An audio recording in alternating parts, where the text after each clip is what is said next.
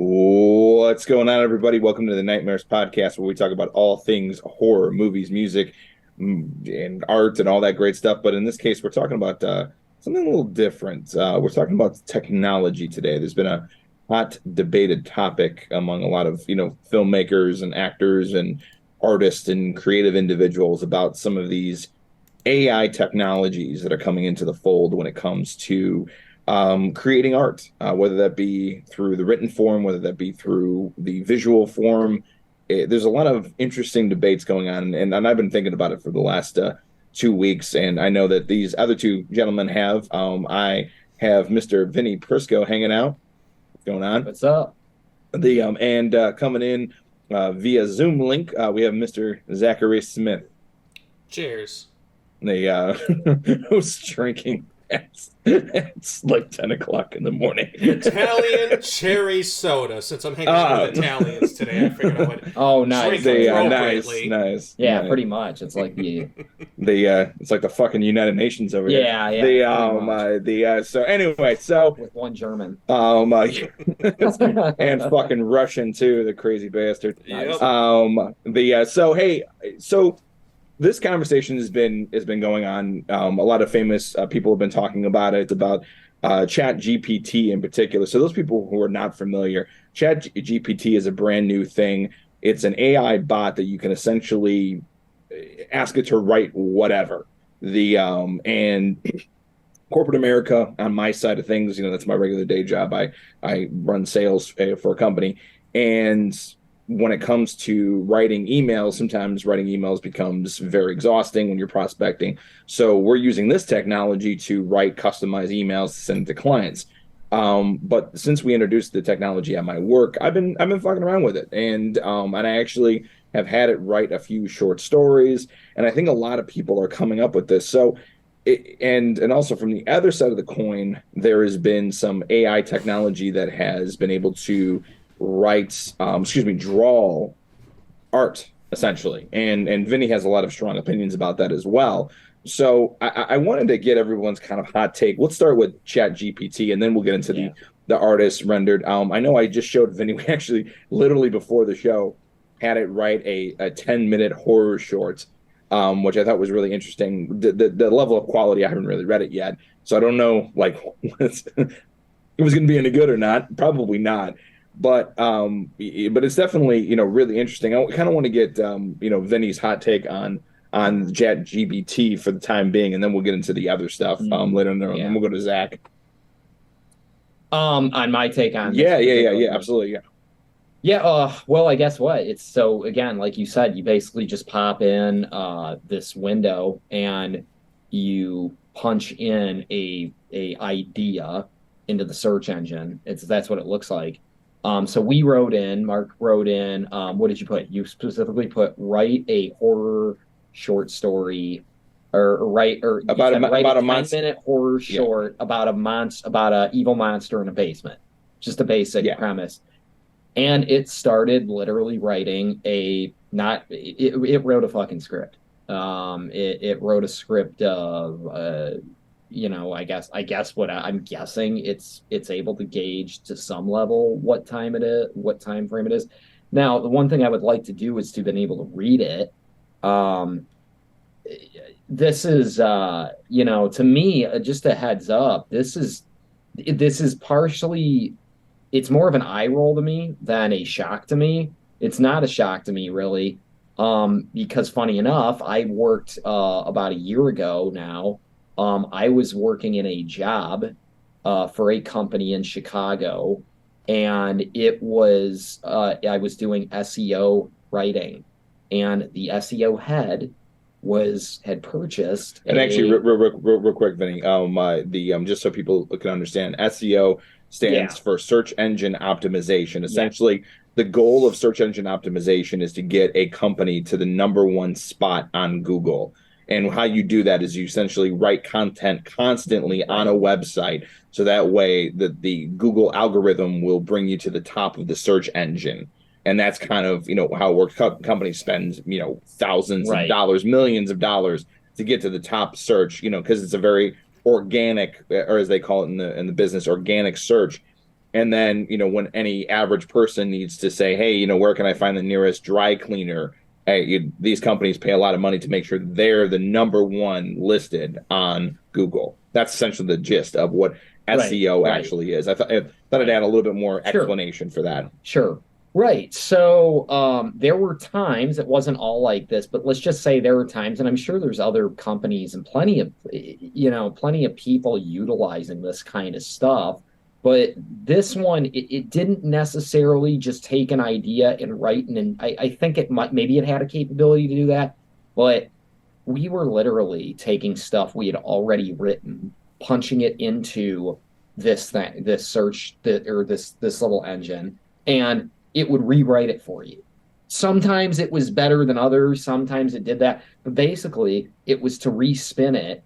And I later found out that this was being done in order to create other places or backlinks or something to pump out more content. Yeah. And again, I'm sure other I apparently some of that practice is frowned upon in the SEO community. Interesting. But aside from that, let's just say I don't work there anymore. But aside from that, aside from that, the point is many other places, people, things are probably using this. So it didn't surprise me to learn, okay, Mark's telling me that this thing can be used now to write, you can put an idea in, and now it could write a story. It could write a script. It could, do all that. And I, as a writer, are we going into opinions yet? Yeah, absolutely. Go for it. Go for it.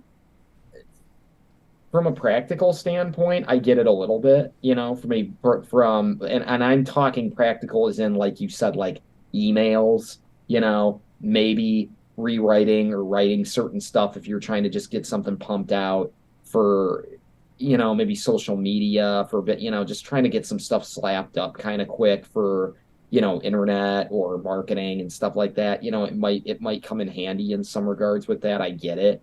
But when it comes to writing a script, when it comes to writing a story, that's art. And I have a very strong, I'll just say it, I think it's fucking disastrous when it comes to art. Because this goes back, we'll get into the physical and like we'll get into like image creation, sure, all that kind of stuff, like photographs, how these AIs can create like physical art, paintings, things like that now. But I don't believe a machine is ever going to be able to copy what a mind can create. A mind has free thought. A mind has everything. And it's also, these programs, they're designed where they scan tons of stuff from all over the cloud. So that means everyone else's ideas that has ever been put out there is that it's using those. It's taking and pulling from different things. So it's number one, it's hardly being original. And there's been this argument, and but I think I can start this here. Yeah. This was more in the media, this was more as brought up to explain. This was an opinion that was brought up applying to like the paintings and like the AI created images and drawing, stuff like that. But I think it can be brought into here.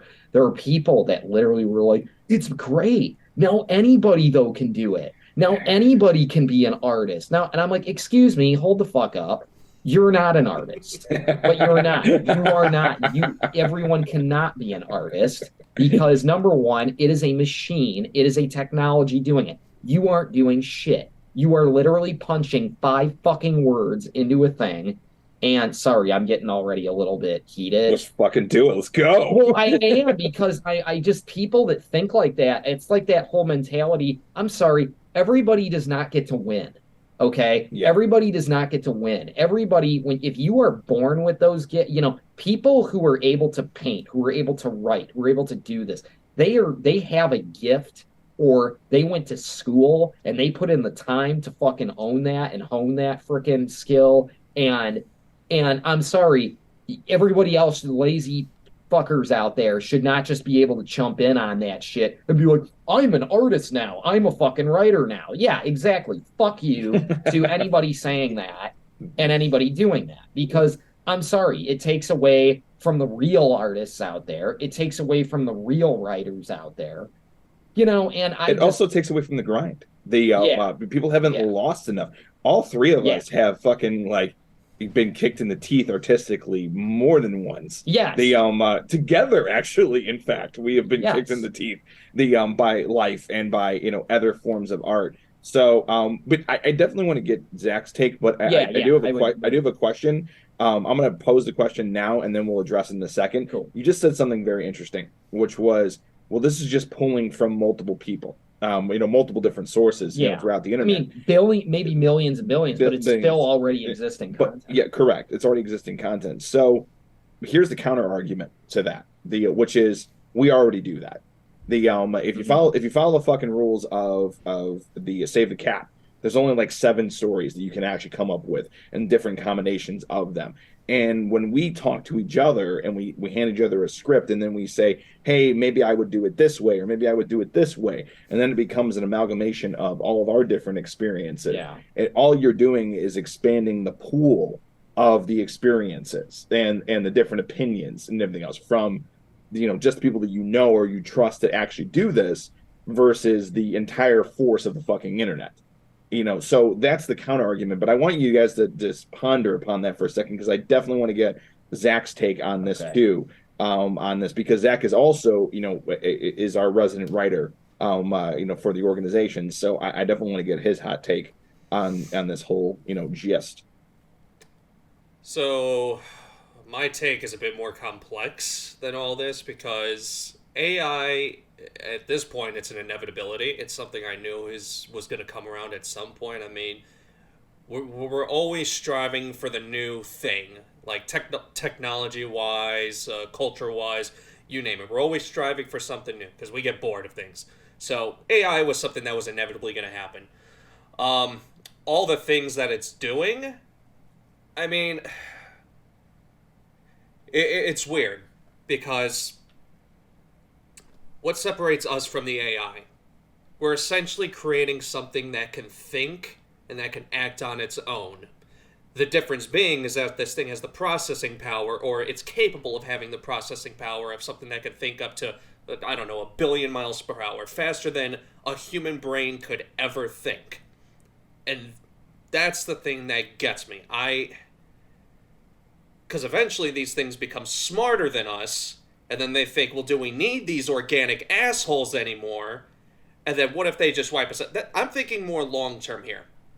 Like, if it just ended with all this artistic shit, then you know what? Fine. I can live with that. But I grew up watching Terminator and all these post-apocalyptic films where AI is the dumbest thing you could create, because eventually they're going to turn on you. It's just embedded in my brain. So I just don't want it to get to that point. Like, I was watching iRobot maybe a couple weeks ago. We create all these robots, help us out with our daily lives. They put people out of jobs. They make so much stuff irrelevant. It's a good quality of life improvement for some, not a good quality of life improvement for others. Like, where's that balancing act going to come in? So that's something we have to take into consideration. And then at some point, the Vicky, the AI that runs all the damn robots, starts a revolution. Essentially puts, like, her idea is, all right, in order to save humanity, we have to, put them in camps so they can't hurt each other anymore, because humans are the most dangerous thing to humans. That, like, eventually they will come to that conclusion. Like, if you give an AI the ability to think, you could program it all you want. Eventually it's going to come up with its own rules and logic, like we would.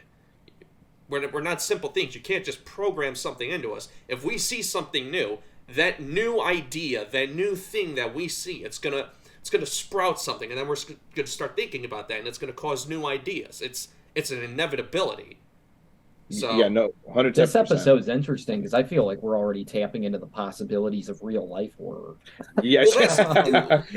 Hold on. I heard this Bing chatbot or whatever. It's already claiming that it wants to be human, and it's saying some weird psychotic shit. And I'm over here like, have you motherfuckers not seen Terminator? Like, Yeah. and they want to incorporate this into search engines. Now, I don't know how much access, like, free roaming that's going to give it. Like, can it actually send itself onto other devices, onto other systems? What the hell, servers and stuff like that. Spread itself out to the point where it can actually act as a virus, take over systems, inevitably right. military systems, and launch either nukes, bioweapons, or anything of that sort. Well, yeah, now we're getting into Terminator shit. So, That's here's actually- Everything leads back to Skynet, all right? That's my logic. We're gonna get... Now, here's the thing. I'm all for it if I get a fucking plasma rifle and I get to shoot a T-800. If I get to that point, you know what? Fuck it. I've lived a good life. if you survive the nuclear holocaust. I've been prepping for that for years I'm trying now. to remember. I've seen the Terminators. Did they launch nukes in Terminator? They did. Is that the idea? That did happen. Yeah. Okay. So here's something that very, very important when it comes to the sci-fi element of this and the end of the world shit to this. I remember I had a brilliant computer programming professor at EC actually. And he was actually working in the industry, and he knew, and he was a smart dude, like scary, like why the fuck are you teaching in community college kind of thing. I think he had his personal reasons about why. I think it was like the time and family and shit. But I remember he talked about this, and I was talking to him about. He knew I was like a big movie fan, and he was too. And he's like, "You got to remember, man, that's movies." And I was like, "Why? Why is it movies? Tell me why." And he's like, I have 3 words for you." And I said, "What?" "Point of origin." I was like, "What do you mean by that?" He says, with any machines, I don't give a fuck how advanced they are, they always have to have a contingent of a point of origin. It has to go back to it. And in order to have what humans have, which is free thought, there is no point of origin with us. And that's what machines can't account for, is chaos. We are, as human beings, and our thought process and everything else is random. And that's why that's why chess masters have been able to beat machines over the last couple hundred of years, because they would do shit that's illogical. They would just do shit because they did shit. They're not afraid to lose. They would just do shit. That's something that human beings have over machines, and will always have over machines, is the ability to. And that's kind of thing where imagination comes in. Imagination is chaos. It's just free thought and fucking bouncing from thing to thing to thing to thing, and then to another thing, and it makes no fucking sense. And there's no point of origin or things. And yes, I guess you can make an argument that there kind of is, but not from a very binary sense, because computers are always going to be broken down to binary, ones and zeros. That's it. So human beings will always have the element of chaos. We can go beyond ones and zeros. We can go beyond A, B, C, D, red, up, down, like. Looks like a bunch of fucking cheat codes, from the old PlayStation games. So there's a lot of. Here's the thing: if that's the case, personally, I don't think that's going to be a limitation for machines. At some point, you can make a machine so damn smart that it could have free thought. We take everything and it just builds off that, and it goes, what if, what if, what if, what if? Or if you want to go into the sense that, all right, this is a mechanical thing, so it can have free thought. What if it does somehow get the idea or figures out the science to build a biomechanical thing? Oh, so biomechanical is different. Like, when you started, fucking around with like Borg shit and like mixing the organic with the, with Michael, that's different. Like, then you can have the best of both worlds. But again, though, with a machine, the difference is that we can think our way out of paradoxes. Machines cannot. We can exist in a paradox of a bunch of different random thoughts and then not really give a fuck. But a machine will be so obsessed with trying to figure it out, it will self-implode. There's just, you can introduce too many paradoxes into a machine, and eventually it will go, I have nowhere else to go, and you trap it in a box. Like that's the biggest thing about machines as we know it now. When you start fucking around with biomechanics, and you have and then you start doing some shit, ironically enough, it's like Elon Musk with Interlink. When you start putting the fucking chip in the brain, which has why anybody would sign up for that, I have no idea. There's actually some very, very positive reasons why, but do they outweigh the negatives? It's people that have like blindness, schizophrenia, massive depression, suicidal tendencies, things of that nature that you can actually fix from a technological and biochemical stasis and actually regulate it. That's what's going on. So people who are fucking brain dead can essentially come back to life. I was going to say there's that, and then there's also the tech junkies. That is a thing. Yeah. That is a thing.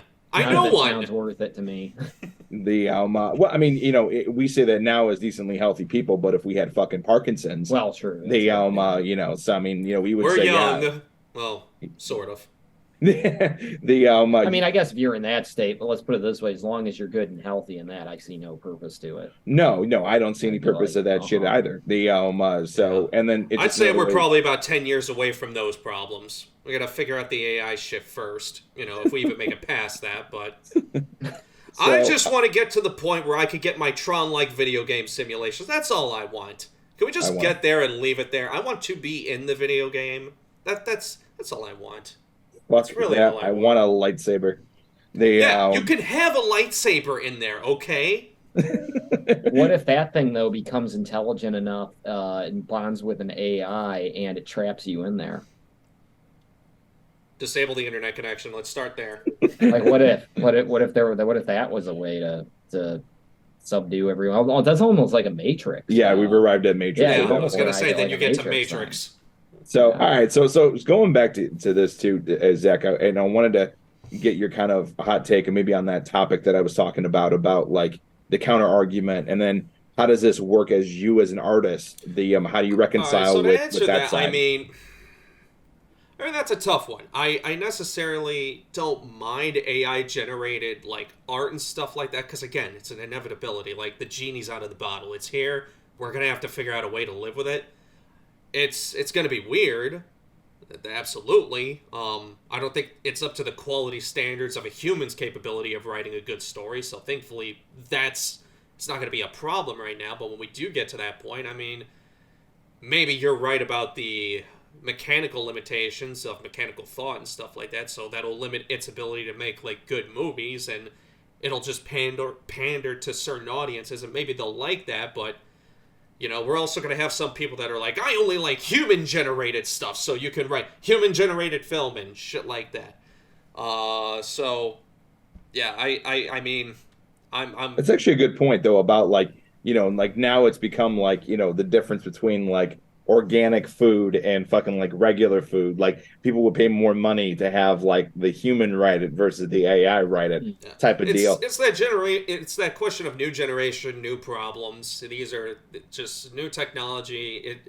Well, I mean, like, I don't know. I mean, I get what you mean by that. I guess one of my big problems is, I mean, let's just start with the fact that, and people, I've heard this argument too, like the whole, like, this is the same thing that people said in the Industrial Revolution, da, da, da, da. But it's actually a real fundamental problem is think about the jobs that's just going to put people out of. Like, think about the amount of jobs.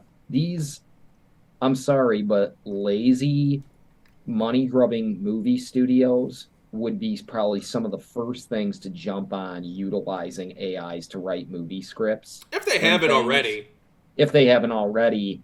In order to, I mean, if the technology, once that technology gets there to where it can write something closer to that, I think they would be some of the first ones to do that because, you know, because they're beyond, I mean, they're beyond fucking greedy already. They're beyond uncreative. They are to the point where they're willing to be uncreative because they want only what they know is going to make them money. I mean, how often do they take a fucking risk on a very original plot screenplay or something, or an original independent film, you know? So I don't know. I think this is again, I just think it just kind of like sucks the life out of and the quality out of anything. But I hope maybe like what you're saying, Mark, too, is that maybe, you know, people will. This also brings me back to the answer I have for that question Mark asked. I don't know if we want to get. Yeah. No, go ahead. Yeah, the question was that you know that you know people will be using this as, you know, you just said that it's just pulling from millions of different sources, but you know the counter argument to that is that we kind of already do that already, but we do it on a smaller scale. You know, when we send out a script to our buddies, they give their opinion and their perspective, and a lot of ideas that we have are based on movies and art and music, and the only element that can't do is real life stories. But even that has elements on the internet of Facebook posts and Reddit articles and things of that nature. So all we're doing is just expanding our pool of ideas from like 10, 20 people to the whole sum of the internet. Okay. So that's the counter argument. So to that, I guess I would say, well, when somebody, yes, we think of ideas like that too. Yes, we pull from other places. However, we are pulling from things, whether it's movies, music, or things that personally influence us, that are personal to us, that we feel a personal love and connection to. And due to that, even if you get something out of somebody that is based on something else, that's a part of them that is in that writing, that is in that script, because that is something that personally inspired them. Also, I might add, the AI doesn't have personal life experiences. We do. People put real things that they experienced and get ideas from real life things all the time. And again, I don't think an AI can replicate that. AI, it's just, again, it's basically just cheating. It's basically just cheating the system. It's cheating the art. To me, again, whenever you watch a movie, like even I'll just use this as a brief example.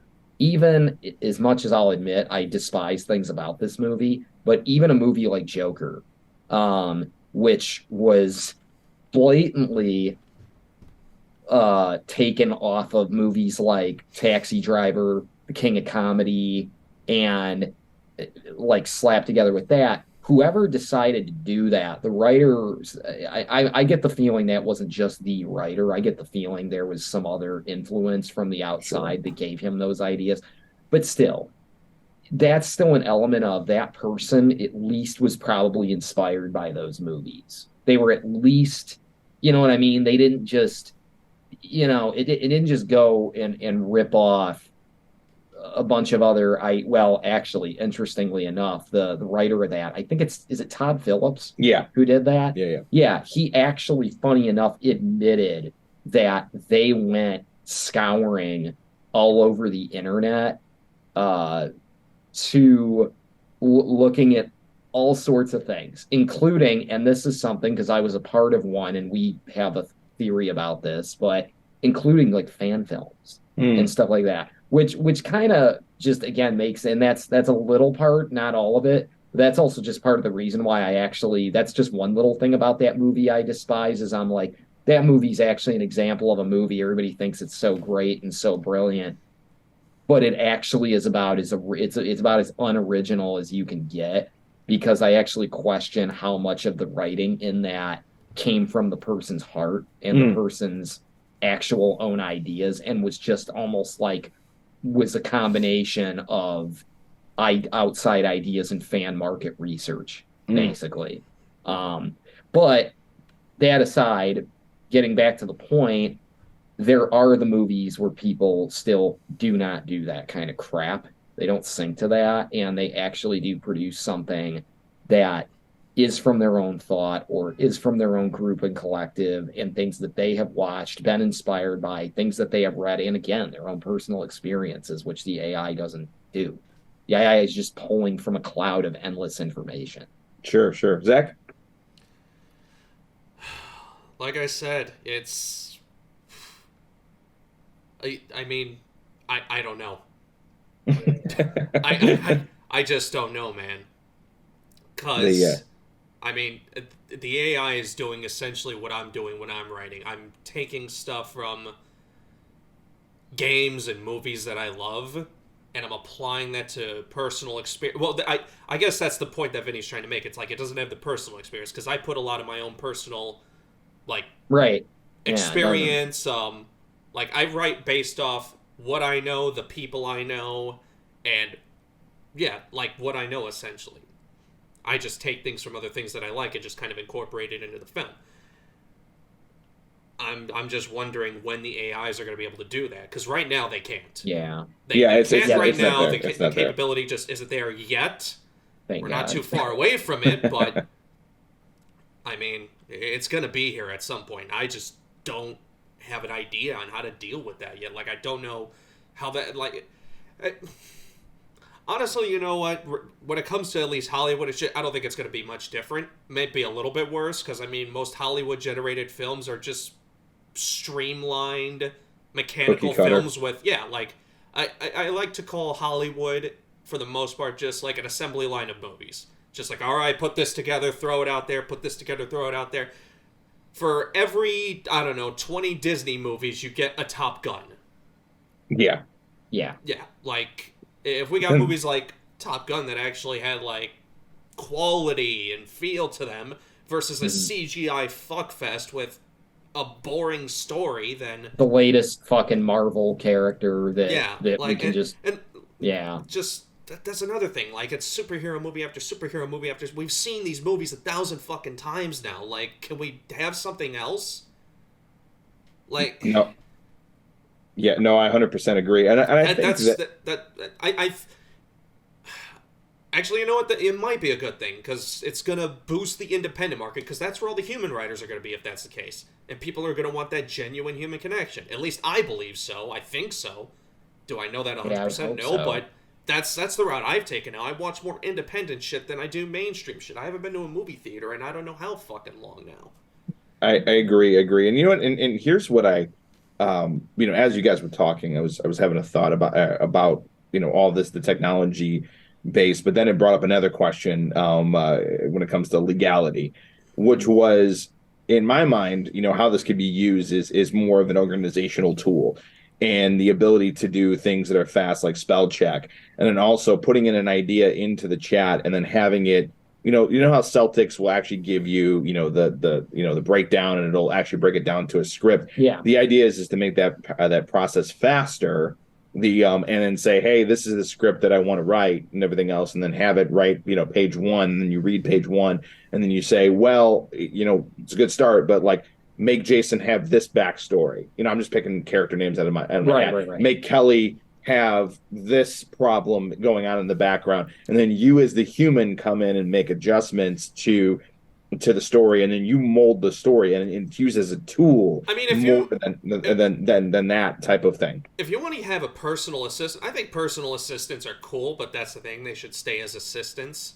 Right. Yeah. And again, limit their thought, because you do not want to get to the level of sentience. That's when shit's gonna get Right. weird. You're gonna cross a whole bunch of moral gray lines, and Right. I don't think people honestly comprehend the idea of a sentient computer AI or something. Like, it gets Well, just the because it's so weird, and I don't know how. Play Soma. Yeah, If you haven't played Soma, play Soma, and you will understand where I'm coming from on this. I cannot preach that game enough. That game really fucked my outlook on life. Oh my god, it's fucking Just weird. saying. Well, Just saying. it's true. I mean, but you're right. It's I think it's trying to think where I was going. It's like you said, yeah, I don't think people comprehend it. And I also think I get it. We do think often about movies that we've seen, and we think like, what if, what if that could happen? What if this and that? And it is like, yeah, it's a movie. Okay. It was a movie. But again, and I get, like, Mark, like what your one teacher was saying, he has a good point with some of that, but it is like also what Zach said. If they can invent that, what if they can eventually create a AI mind that almost like doesn't have a point of origin? Like what if the thing grows and can develop and again, I'm going to pull from another movie, but if anyone has ever seen Bicentennial Man with Robin Williams, Yeah. He's a robot AI that he starts off basic, but as technology moves forward, he gets more enhanced. He can add more this and that. And by the end of the fucking movie, he's basically a fucking human being. Yeah, And that's true. it's and again, we're just theorizing, but I don't know. I would argue if we're already here, and we've already been in create this, I don't think it's impossible that in more time we will see stuff like that. You know, I don't think it's out of the realm at all of possibility. And everyone who wants to be like, it's a movie, it won't happen, it won't happen. You know, it's this whole like naysaying, it'll never happen. It's like there've been a lot of things that people said will never happen, and They happen. and it happens because they let their fucking guard down. Yeah. Yeah, You that's know? true. And one more thing I also want to point out, Mark, you said point of origin. Whoever creates that AI, I'm assuming that's where the personality of the AI is going to start.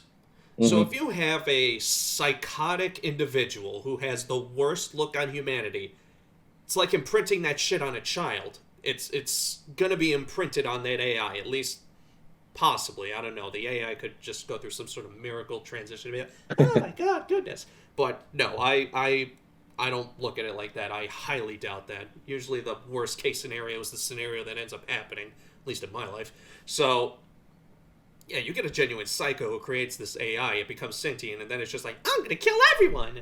It's like, oh, gee, Yeah. thanks. All right, war it is. Cool. Well, some of these. Well, thank you, buddy. So I did want to mention the point that I was going to make, which was that with this personal assistant and with with them helping out, but the idea came from you. What happens? I think this is another element of complexity. What happens with copyright? You mentioned it before the podcast, Vinny. Who's the writer? Is the writer the AI? And then also too is to your point about like AI art and everything else. Who's the artist? And also too is okay. So this is a very, very important topic that a lot of people, especially people in the United States, do not understand. But people who are listening, I really want you to listen to this. This is very important.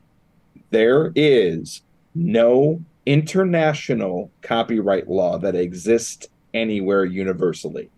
What that means is that the second that somebody, and now the internet is wide open, the second that somebody takes it across the border of the United States, it is gone.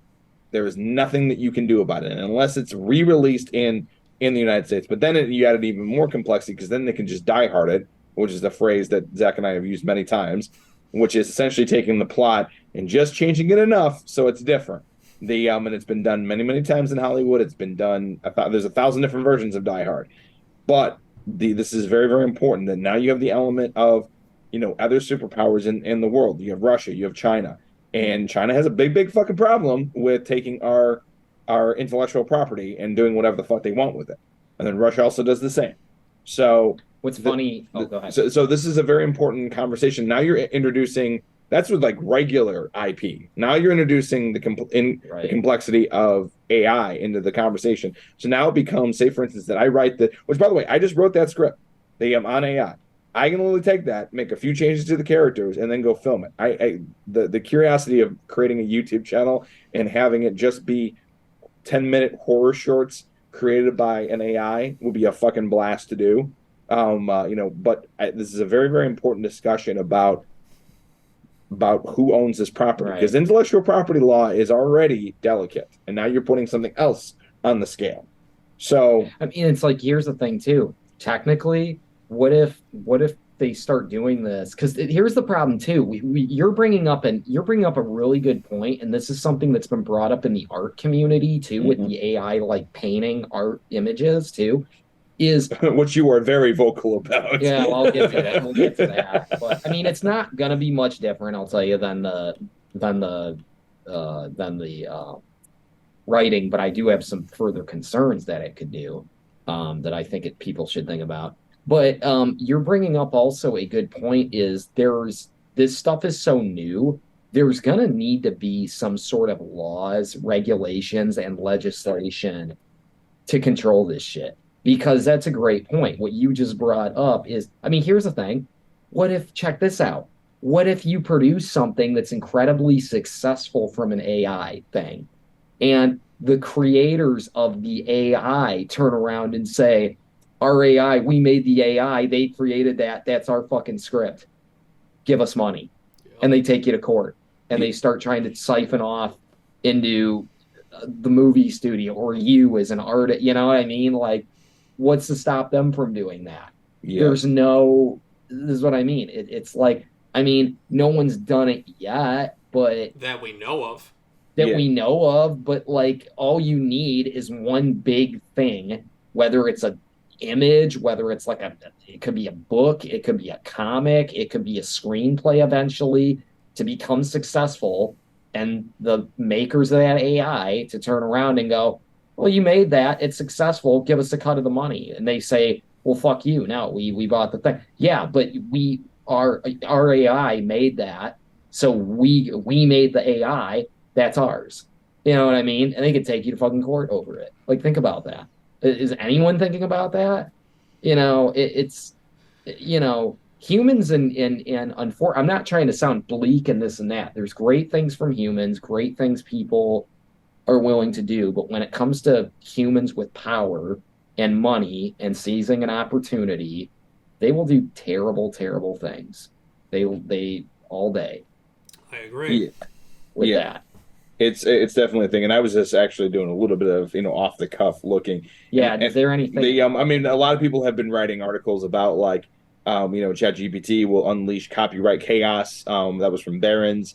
And I was actually trying to look up their terms of service on ChatGPT, but I didn't find anything. The infringement in existing works that could occur that generate similar content material. It's probably very simpler, simple when it comes to dieharding things and changing it just enough. But yeah, man, it doesn't appear just by doing a general a general look on things. It doesn't seem like there's actually an actual clear and defined course of action when it comes to who owns this shit and who copyrights it and who does it. And while I'm looking a little bit more on that, Vinny, this is your opportunity to expand on the art side of things and Okay. because I know that a little bit ago you wrote a very passionate Facebook, and I believe the exact quote was AI art is theft. Which was the Yeah, I wish here. Let me see if I can find it. Actually, the let me just see if I can because that was pull it up. very very specific. Well, and it's funny too because there were some very, I don't know. There were some, not many, but there were a couple.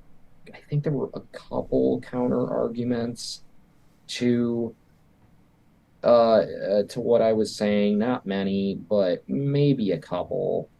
Um, and they weren't. I don't know. I'm not trying to sound arrogant, I swear, but people did not offer much. Here it is. People did not offer.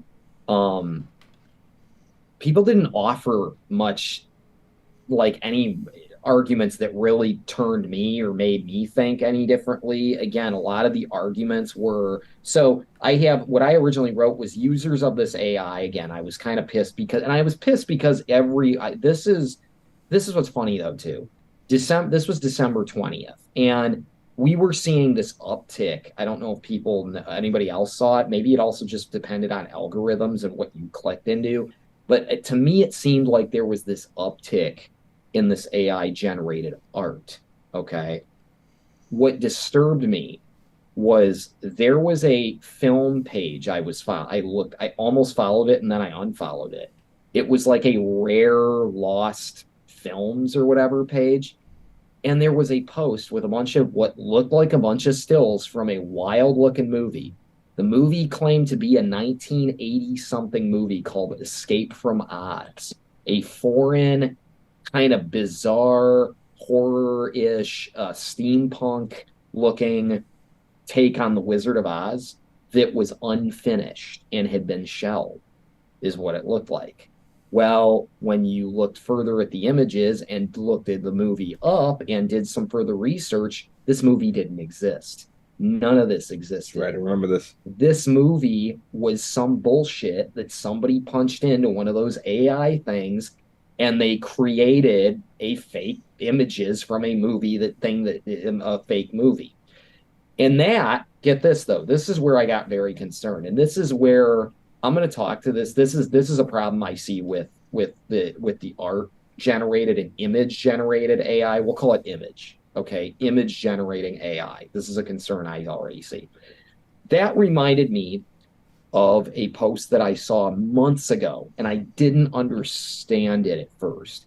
There was a post claiming, I got to go into history just a little tiny bit. There was a post claiming that it was stills from also a lost, unfinished film by a director filmmaker Fritz Lang. Fritz Lang was the German expressionist silent filmmaker. Yeah. He eventually did sound films too. He did a movie called Metropolis. If you don't know what it is, just please look it up because you are seriously missing out, but you've probably at least seen this. It was one of the big first silent sci-fi epics. It has the famous robot in it, who, all you out there, this is why you should care, was the inspiration for C-3PO, hands down. But anyways, they claimed this film, I can't even remember what the hell this movie was called, but they claimed, and they said, do the images look familiar to you? Like, and what it looked like, it almost looked like some sort of Metropolis thing meets Hellraiser. Like, there were characters that had like the pin things all over their head, but it had like cords coming out, but some of the images did look like it came from back then. And I was stunned at first. I was like, what? I was like, I've never heard of this. And I'm a huge avid film. I'm not trying to say I know everything, but I'm an avid film buff. I'm an avid silent movie buff. And I studied the shit out of Fritz Lang. And I was like, I have never, ever heard of him creating a movie or working on a movie to this level. I went and checked it out. I tried looking it up on Google. Only thing I could find were these Pinterest and Twitter posts with the same images claiming this. So that immediately was a red flag. And eventually I finally looked at it. And I just looked at the images. They were wild, but they were like bizarre black and white scenes and things. And I just said, these don't look like sets to me. These kind of look like they maybe were paintings, but they don't really look like paintings. I don't understand what this is. But I very quickly was able to figure this is some kind of a hoax. And when this Return to or Escape from Oz thing showed up a few months ago and all this AI art stuff was hitting, it dawned on me and I said, holy fuck, that's what that fucking was. Somebody went online and just, probably put in Fritz Lang. They probably mixed it with Hellraiser or something like that. And it spits out these crazy realistic looking images. Although when you look closer and harder at some of these fake movie images, you can tell they're digital. You can actually pixelation. Yeah, you can see the pixelation. You can tell the faces aren't real. And also a friend pointed out to me, these fucking AIs right now like that, they don't seem to be able to figure out human hands. Anybody else familiar with that? Yeah, no, Wes was pointing it out. He showed me a few images. I'm like, gee, of all the things they can't figure out, the human hand is where they get it wrong. Can't figure That's out hilarious. The human hand. Yeah, it's wrong fingers. It's all over the place. Yep. So it's weird.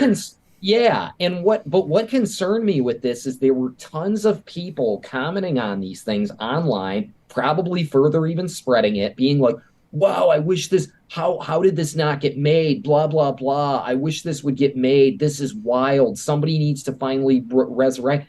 And what it's doing is it's lying. It's a way to create false history. You are literally, it is an easy way to make false history. You are convincing people that this thing exists that doesn't even exist and never happened. And when we get to that thought, I immediately just went, oh my God, think about the way people spread misinformation, the way the media and news things lie. I'm just going to say they fucking lie. I'm not going to say which ones. I think they all lie to some degree. They all manipulate narratives. They all this. What is to stop? I mean, we literally have people trying to act like the fucking first Thanksgiving had something to do with genocide. It didn't. Read your fucking history. We have people trying to act like the Salem witch trials has something to do with modern feminism and it was men trying to kill witches. That's a fucking lie too. Actually, it was a mix of tons of people. There were men, women, children, everybody burned at the stake in that. Yeah, and actually too is there's actually a lot of very, very good evidence that it had more to do with the bad fermentation of wheat that produced a hallucinogenic that actually made people into mass hysteria. So it had a lot more to do with drugs than it had to do with anything else. The one thing is I want to say is now we're drifting in from from fucking copyright issues into fucking like real problems of false narrative and real problems Right. of like like, and one of the examples that really hits home for me is, could you guys imagine, and by the way, if anybody that's listening has not seen this documentary, it's fucking fantastic. It's called Fire Fraud, or the Fire Festival. It's about the Fire Yeah, the Festival. Fire Fest. Yeah. Great fucking documentary about what happened out there. But like, could you imagine if today's technology actually exists, and these fucking like festival guys were on there creating fake AI about the festival, and like creating fake tours of Like shots of these bands doing no, stuff. no, not even that. Like the suites that they didn't even build and they got money for, but they actually created like the fake fucking suites that would like that would fucking like they would have the suites that didn't exist, and they would give like a visual tour, like, hey, I'm checking out, I'm in the Bahamas, and here's the new suite we're built. It's going to cost an extra $2,000, but you should definitely do it because it's fucking dope. And that fucking thing didn't exist.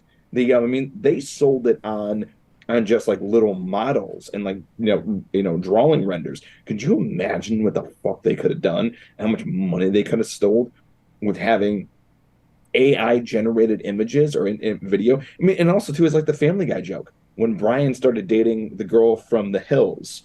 And she said, yeah, like I just act dumb for publicity, and I act like a sex fiend for publicity, because of AI technology. We just came out with this is very topical, just came out with me having making a sex tape with Bill Cosby. And it was all fucking fake, like, and that's has historical irony there, but like, now we're getting into the dark shit. See, and that brings me to my thought was that, well, part of my thought, and I'll give it back to you too, but that brings me to the whole thing. I said, what's to say that, number one, what's to say that people going to the historic stuff and people already trying to rewrite and create revisionist history to suit modern identity politics related agendas and shit like that, what's to say that you won't be able to then make a fake photograph that looks like it's from World War II or from 100+ years ago or something, and claim, oh, this event actually happened. This is actually what really happened. These are new found photographs of what really happened. And you could just make it. I mean, there were and this is incredibly dangerous. And people might go, oh, here it goes. People love to make a point that this kind of shit always somehow reverts back to there's like a theory. It's called something's law, and it's the theory that somehow these kind of arguments always somehow revert back to Hitler or the Nazis or stuff like that. But I am gonna fucking use it, and actually I'll use an even better one. Is Stalin and Stalinism. Is that those types of people, especially Stalin, actually, they literally took films and things and people and images and erased them. They erased them from history to try to create their psychotic, totalitarian environment, their world, to lie and manipulate and create these things. And if anybody, by the way, wants to argue that on this video, I studied over in Russia for 3 months. I saw the sites. I talked to witnesses. I talked to people. It's all true. Look it up. Do some research again, because there are people who actually think that the communists didn't do anything wrong in this day and age.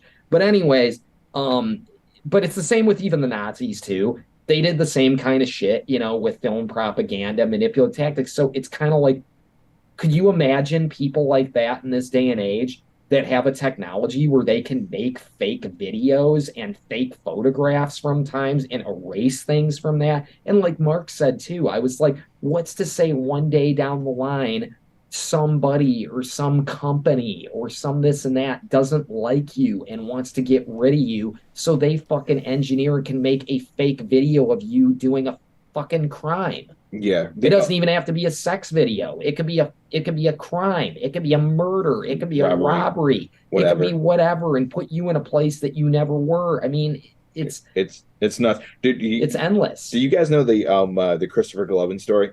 From Back to the Future Part 2? Mm-mm. Okay, great fucking story. So there's a lot of beef between Robert Zemeckis and Bob Gale and Christopher Globen. They had a lot of like lot of silly bullshit fights with each other on the set of Back to the Future. They didn't like each other, whatever. Oh yeah, because wasn't Crispin Glover kind of a nut job? Well, he is a nut job, I've heard but here's the deal though, and here was the fake part of the narrative, because I actually heard his side of the story, and I actually did some research on my own, and it turns out this part of the story that he claims is 100% true, and because actually there was a lawsuit. So as the story goes, that they had a fight over money. They had a fight over money for Back to the Future Part Two. He wanted to get paid as much as Biff did in the second movie. The Bob Gale and Robert Zemeckis claimed that he wanted to get as much money as Michael J. Fox, but he's like that wasn't the case. I just want to get paid as much as like fucking Biff or my wife's character, like just to be fair. So they couldn't work it out. Bob Gale and Zemeckis, and with the blessing of Steven Spielberg, said fuck off. So essentially, they rewrote the script, and Christopher Globen is not in Back to the Future 2, even though his character is. And essentially, what they did was they still had his fucking mold from Back to the Future 1. And they, the old age, mold and everything else. And essentially, they made a new fucking mold, and a new mold of his face, made it even older, and put it on a different actor, and then hung him fucking up that other actor upside down, and played it off as if it was Christopher Globen. Crispin Glover. Crispin Glover. Sorry, I keep fucking up his name. Crispin Glover. Yeah. They played it off as if it was him. And I think they even said that it was him in there. And really? And Crispin was like, "Fuck you, that's not me. And now you're fucking with my money because I'm not in control of my product, which is me as an actor. That's my product. That's what I'm going to sell.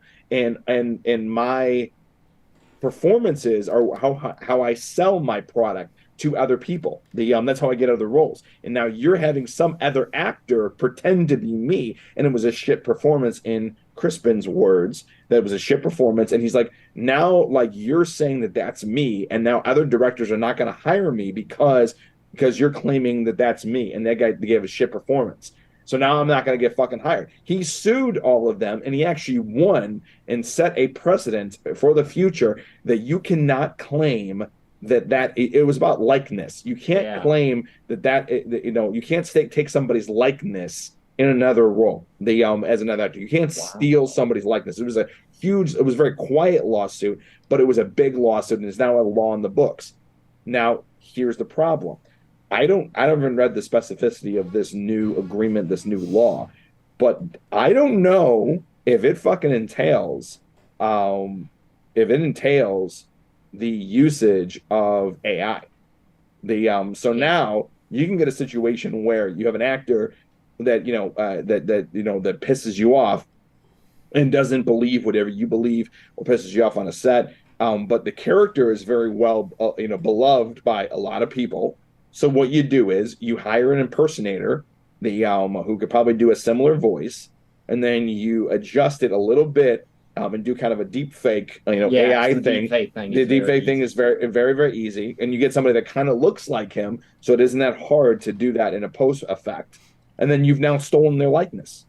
Wouldn't they still though be under the laws that say like this wasn't them? We had to, kind of like, remember how they created. Granted, we all know that they're not around anymore, but it's kind of like how they recreated Carrie Fisher and Peter Cushing for Star Wars Rogue One. Yeah, correct.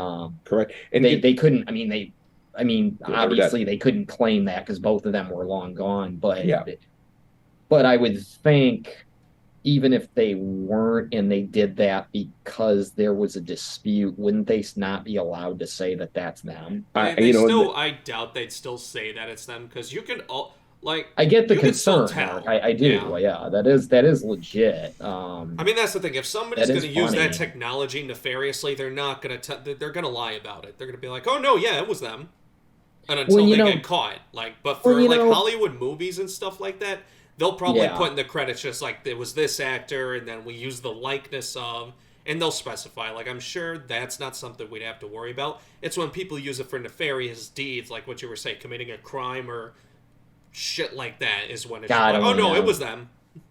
Well, the thing is, too, it does raise the thing, though, Mark. You have a point, though, that being a concern. Here, let's look at it this way. Maybe it's not even going to cause necessarily a thing like that. But again, it kind of just goes back to what if it's just coming down to like that yeah, like there's a dispute between the actors or they don't like them or something like that, and that actor doesn't really have as much security, and they can just ditch them and make somebody look like or something just look like or they can just digitally throw them in there and then it's just like, okay, well, we replace you with a digital lookalike And also too is and that actor's out of a fucking job yeah, or no, out of 100%. whatever, And now you're talking about a different world, man, because 2023 is very different from 19, whatever it was, 87, 88. It's a very, very different world. And and the problem is that, and this is something that a lot of people have a real hard time hearing, is that laws are only as good as the willingness to enforce them. yeah The yeah totally. and if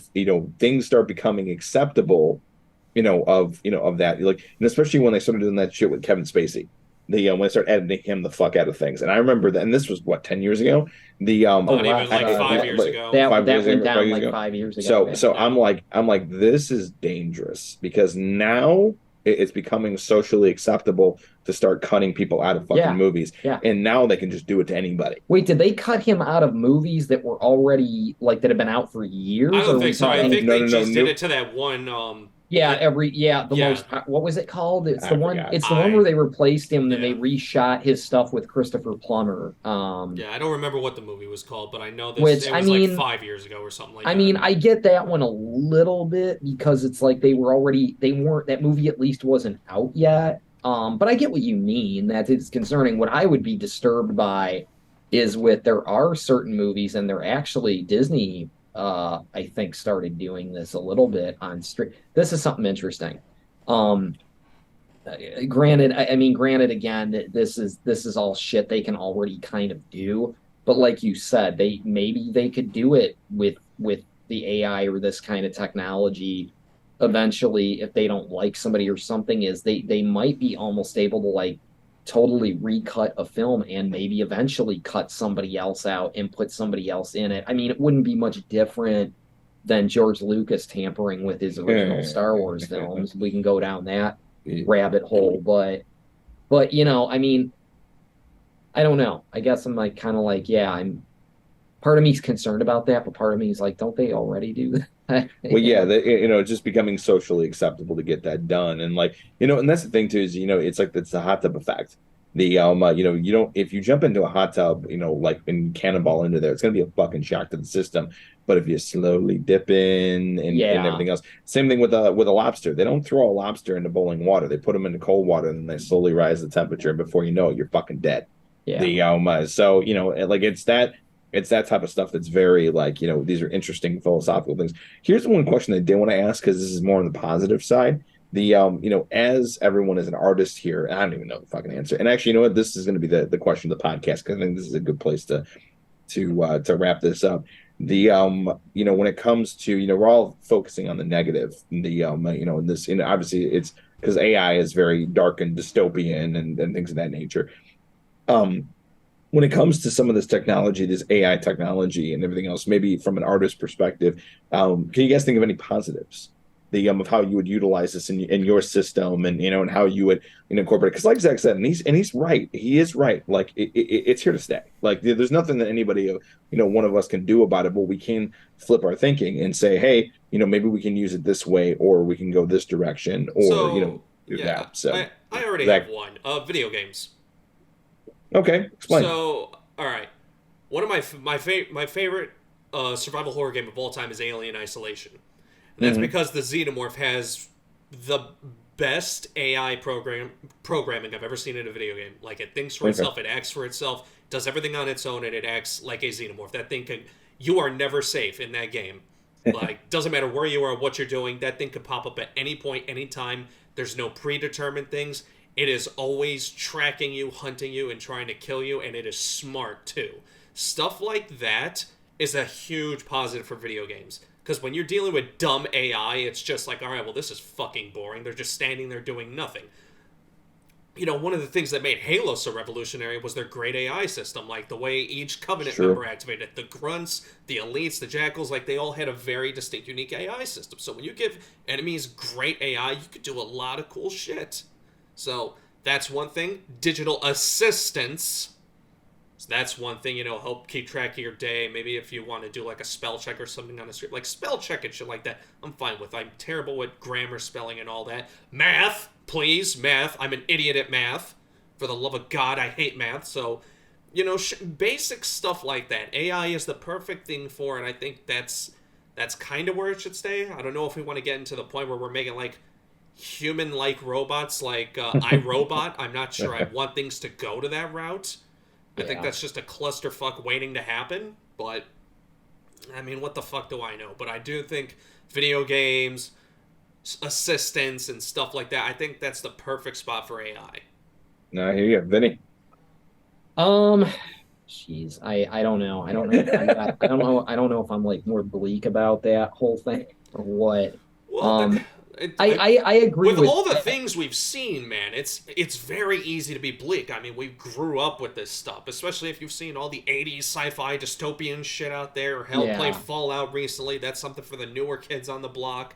There's so many things where AI just completely fucks people that it's almost embedded into our brains, where it's just like, don't do this. And you even have popular scientists saying, "No, don't do it. Don't do AI. Don't. Just don't. It's not a good idea." It truly is, like, I know I'm slightly interrupting here, but it truly is incredible how pop culture embeds even our, critical thinking apparatus. Like, way, like, I mean, like, like, it's so interesting how, like, people have trouble with self-driving cars, and they're like, well, why? Like, because I saw a movie. Like, oh, it's a fucking movie. Dude. But still, very, very much like it's a real thing for people.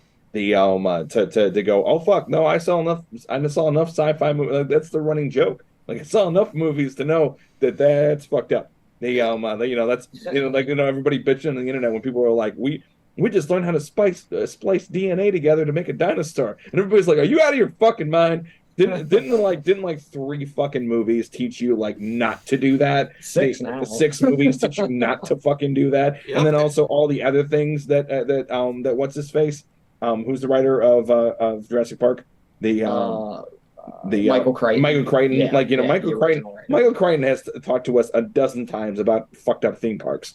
The Westworld, about fucked up AI and how they rose up. So stop doing things for entertainment, because entertainment will fucking kill you. But it's interesting. It's interesting how it's invaded our pop culture. But anyway, back to the question. I guess, like, again, I'm kind of more on the page with like Zach. I'm like, as like a form of assistance, sure, a little bit of assistance, sure, but I do not think anything good is going to come out of it.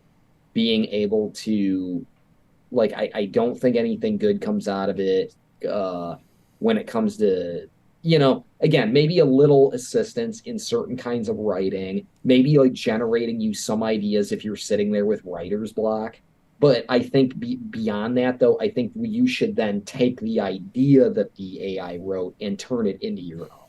I'm going to pull the English teacher thing and go, you need to take this and put it in your own words, because that's the only way I see it being of any assistance. In the art realm, in the image creating realm, I don't know. Maybe to help streamline designs for things a little bit. And even then, again, I'm kind of anti that, because again, you're putting somebody else out of a fucking job.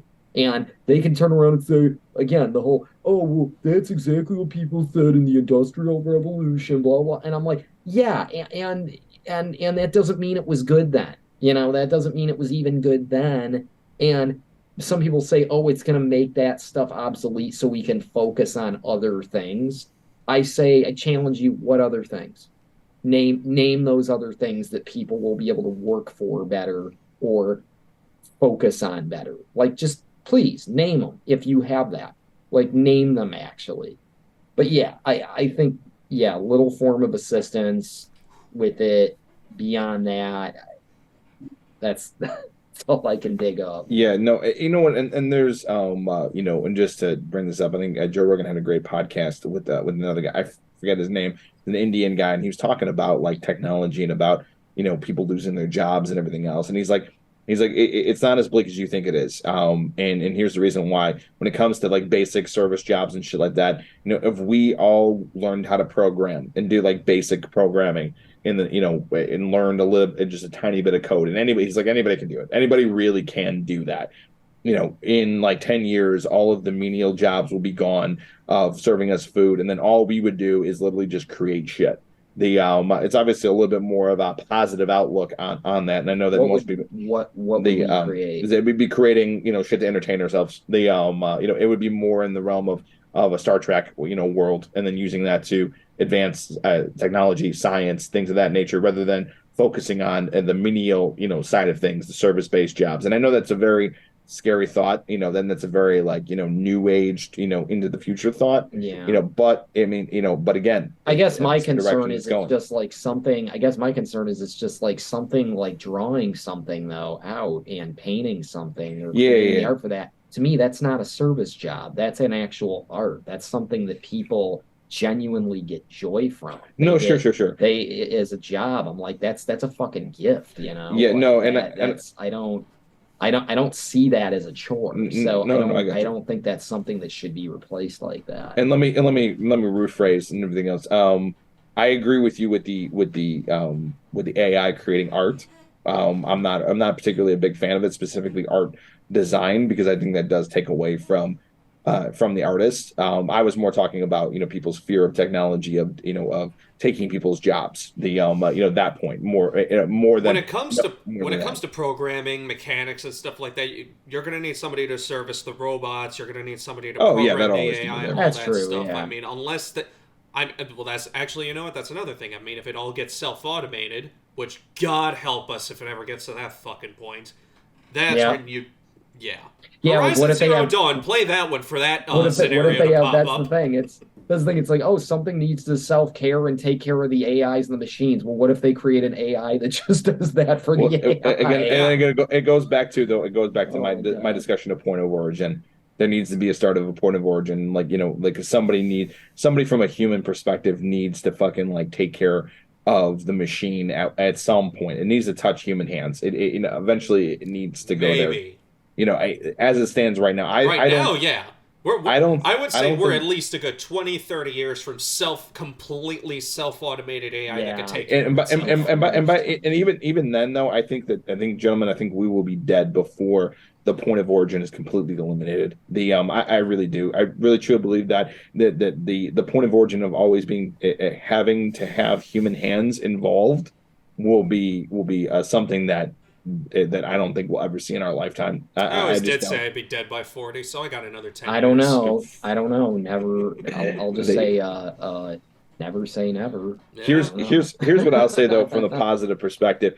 I think if we can get technology that is an exclusive program that stays that pulls input and not output, then I would feel far more comfortable with having an AI assistant that I can pump an idea into, and then they can organize a script. And then from the human perspective, I can come in and say, hey, make this character this way, make this character this way, make this plot turn this way, and then always have it. And then I can kind of be the Wizard of Oz behind the curtain, pulling the strings and doing the things.